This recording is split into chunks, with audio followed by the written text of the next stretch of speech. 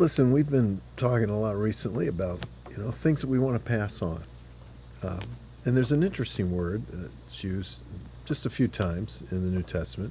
It's the word virtue. Um, it's something that Peter spoke of twice in 2 Peter, verse 3 of chapter 1, and then again in verse 5. And the Apostle Paul talked about it in Philippians chapter 4 and verse 8. He goes through a whole list of things and says, if there's any virtue, if there's any praise, think on these things. But I just want you to think about it for a moment, because let's be honest, what is it that we're passing on to those people that we know and love? What is it they're going to reflect on? Is it the fact that we've saved some memento for them? And I remember when my father passed away, there were coins and other things that I had the privilege of you know, exchanging with my mother. I paid for them and took them only because they were his. It meant something to him, so it meant something to me. And that's important. There are those things that remind us of our loved ones. But what is it that we truly want to pass on? And I think this word virtue actually does speak in a very beautiful way. First of all, in 2 Peter 1:3, we're called to virtue and glory, meaning that there's something about this word virtue that should be a part of our very calling. And as a result, it glorifies God in an incredible way.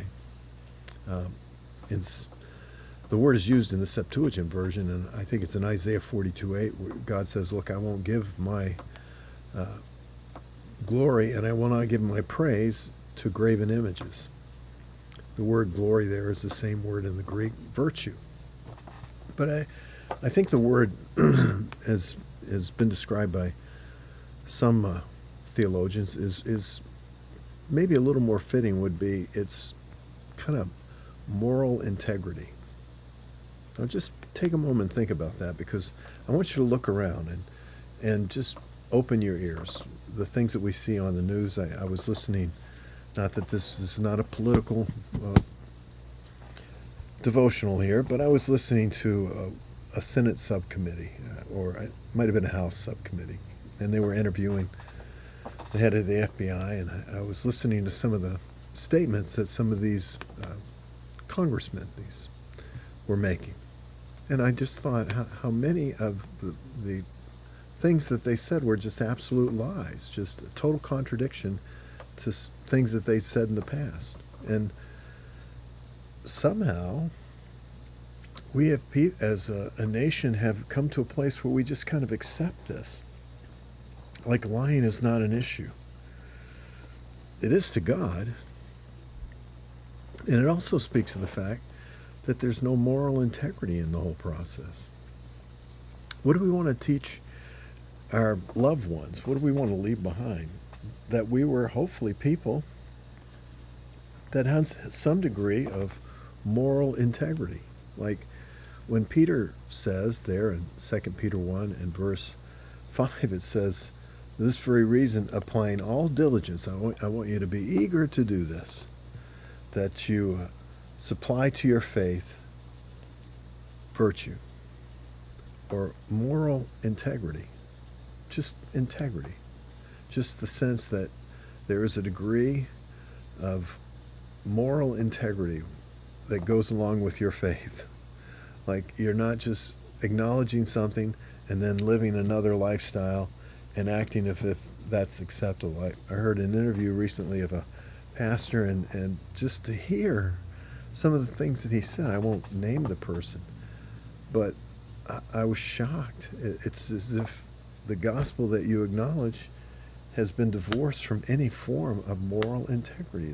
It just doesn't seem to they don't coexist together.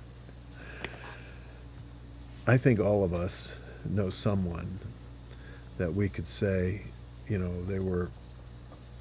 they achieved, they succeeded, they accomplished, but when it came down to their character, they didn't have a lot of moral integrity.